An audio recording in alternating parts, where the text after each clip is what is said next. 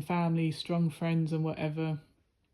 I mean, strong family and guidance and good supportive friends or whatever.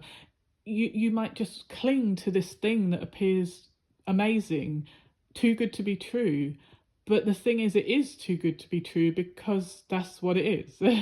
It's a trick. It's a trick to lull you into a false sense of security, into trusting them. A lot of the times, narcissists will mimic whoever they're around. So every different person they go towards, every different victim, shall I say, they will ask you all about yourself, and then you'll think, wow, they really want to get to know me. They just want me to talk, and they're not even listening to you in order to give a shit about what you think, your hopes or dreams. They're listening so that they can take a mental note of, okay, she likes puppies, okay, she likes cinema, okay, she likes this, okay, she likes that. I've got to pretend I like all these stupid things, and then she's going to think, wow, we're like soulmates, everything matches, you know what I mean? Even though in some cases in life opposites attract, but they don't want to take the chance of you not not follow, not not latching onto them, basically. So it's like, if you because I've had experiences where someone who was so different to me, total opposite of me, I felt attracted to them, and I thought, why am I so attracted to this person? This was more when I was like a teenager. But I would be like, he's so opposite to me. Sometimes I can't stand him, but something about him, I'm drawn to it. But then the very same opposite things that drew you to him became the reason you hated him in the end, and the reason you wanted to get the hell away from him, because suddenly now everything you want he doesn't want, because obviously he's already opposite. He didn't want those things in the first place, but you compromised in the beginning because you wanted to get to know them. You were curious, basically. uh you wanted to try new things, so you thought, okay, well, this person can, I don't know, what's the word, introduce me to a new way of thinking, or maybe, I can see different perspectives or experience new things, blah blah blah. Yeah, so I don't know, I just find this world so insane. I'm so sick of how evil and corrupt and boring it is. People are so boring. That's the thing that makes me laugh, that people will act like being beautiful is so important. But if you're boring, what good are you? So what? You managed to put your hair in the latest style, put some Botox in your flat lips and put some Botox in your flat ass. So what? You're not even happy with yourself, even after you've become the beauty standard. That's the sad thing. People are so body dysmorphic, and I'm very sad for those people who have that disorder, because it must be terrible to look in the mirror and not see who you are and your true self, to see something else and to destroy what you are until there's nothing left of you. I mean, that is awful. But there is some type of body dysmorphia, it seems, where people just, no matter what they do to themselves, they are never happy or satisfied. And the sad thing is that who's making, why are they even latching on to some stranger's idea of beauty? Who are making these standards? Because if some stranger is putting these beauty standards out into the world, they could change it tomorrow. And now the way you look after you got the butt shots and the lip shots and the hair extensions and whatever else you do, because I don't do any of that stupid crap. But then you'll look like the opposite of the beauty standard when it changes. And then you'll be upset that now you look nothing like it. So before, I don't know when it was, maybe a few years ago, wasn't it all big butts and skinny waists, like getting liposuction and taking out all the fat from your belly and putting in your ass or something? It seems to be like more Americans are doing it. But now a load of British people are starting to want to copy that fake look that Americans, because British people in a lot of the world follow what America does. I don't know why.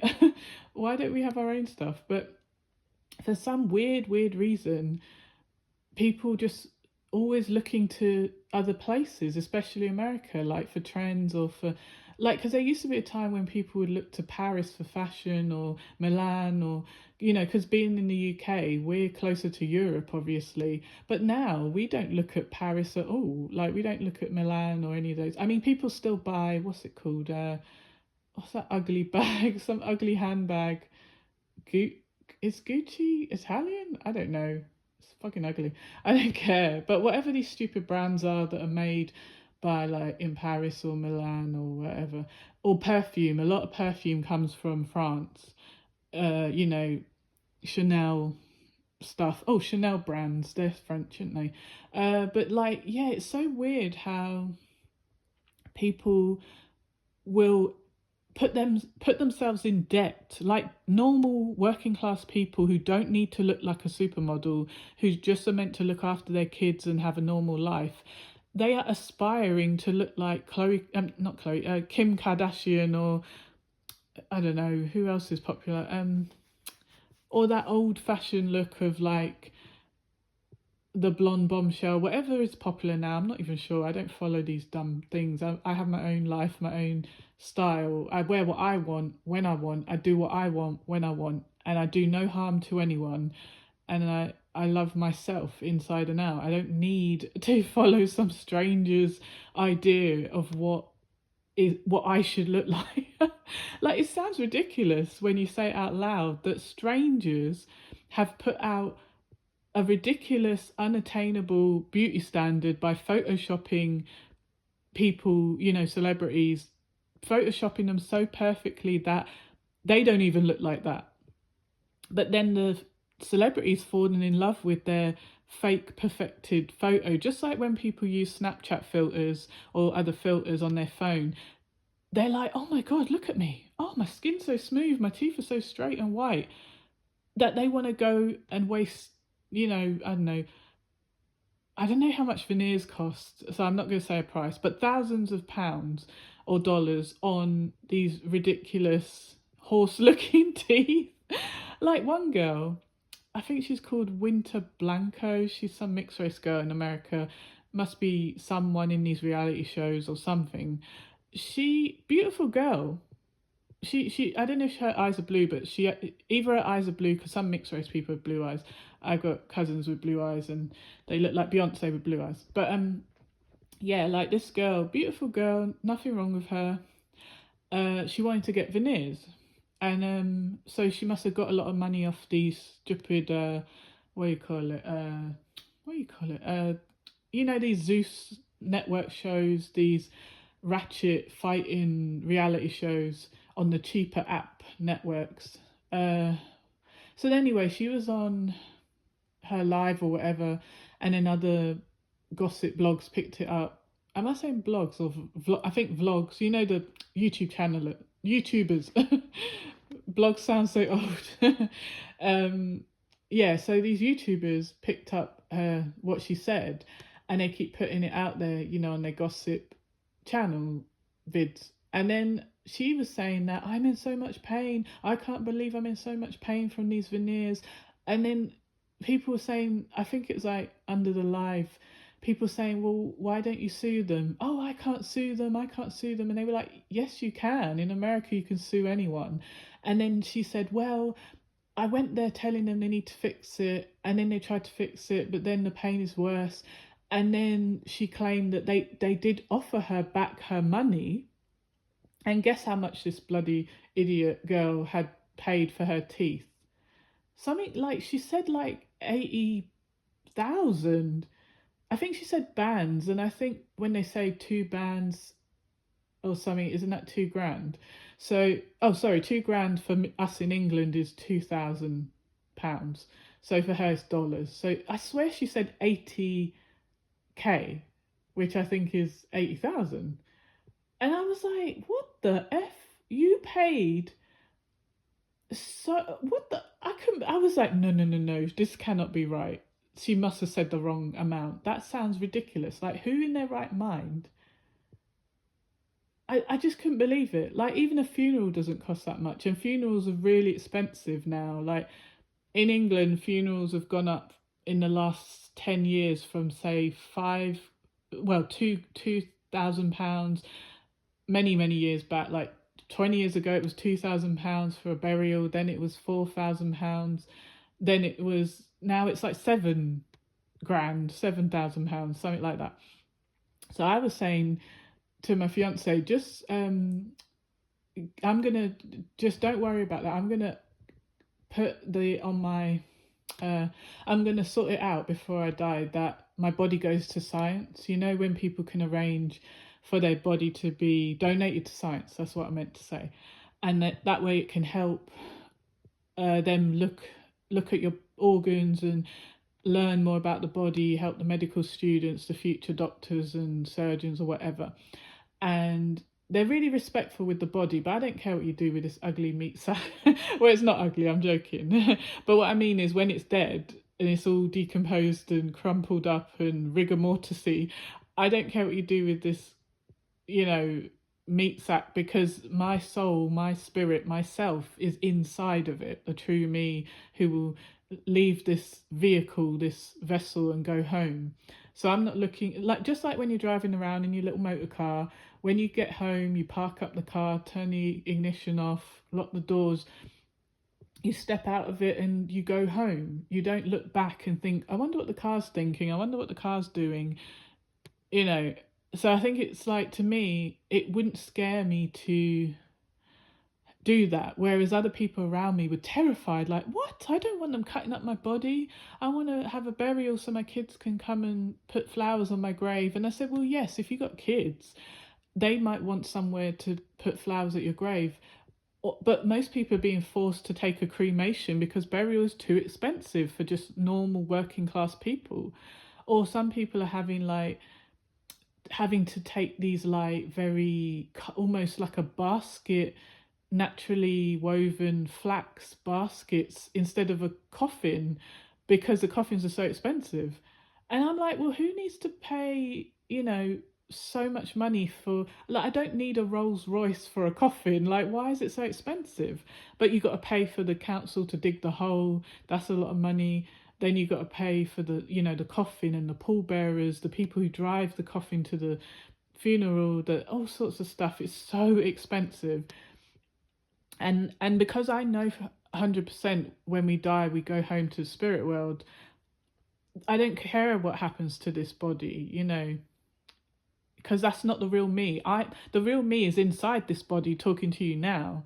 But when the body dies, the real me who's talking to you now will leave this body and go home to the spirit world and be at peace and happy, you know, with my loved ones again. So, you know, but a lot of people, because they don't have that knowledge, or they have, you know, even if they believe in God and heaven and stuff, they don't truly know. They kind of are like, I hope that's what happens, I hope that's what, you know, they don't truly have the faith and the belief.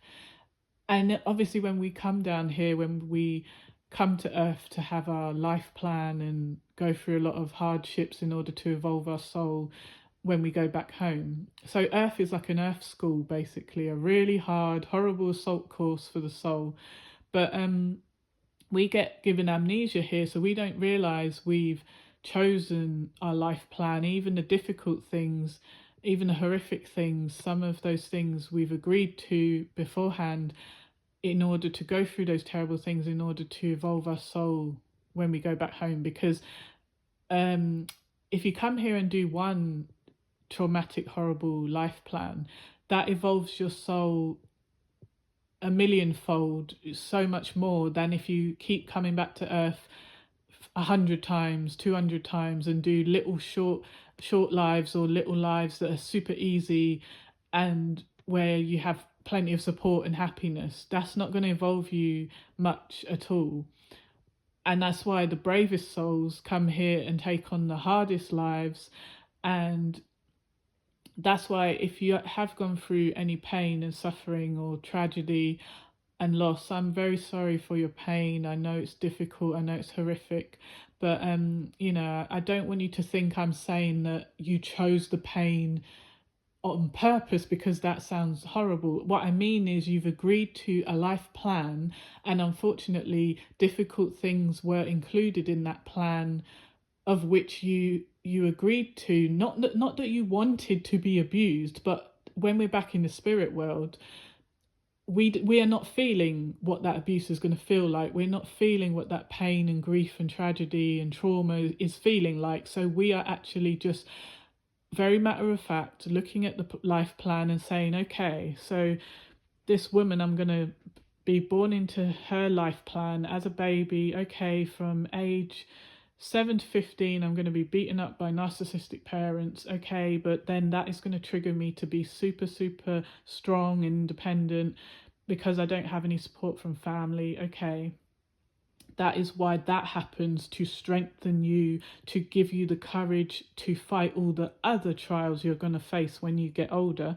Then, like, you would get, you still be looking at the plan like, okay, so after she leaves home, okay, she marries this guy.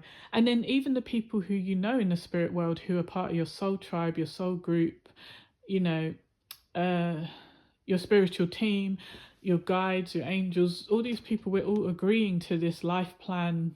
Your guides are agreeing that I'll be your guide, I'll walk with you, I will protect you, and even when you're going through your hard times, I'll be with you, but I won't be able to intervene, but I will be with you.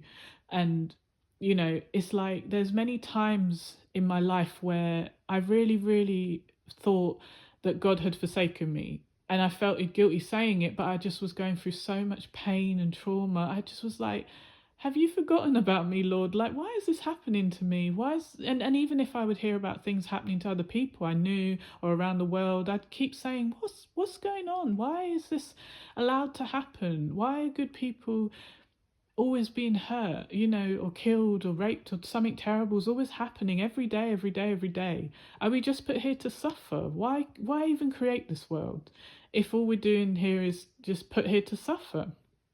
But then that was when I was younger, before my psychic gifts were strong. And then when they got stronger and I was shown that this is why, and it was like, oh, okay. It was still hard though. It didn't, just because you're shown, through visions and stuff, and passed away dead loved ones came through and confirmed that yes, I'm safe, I'm in the spirit world, don't worry about me, don't grieve me too hard, I know it's painful, but it's just a temporary separation and we will be together again.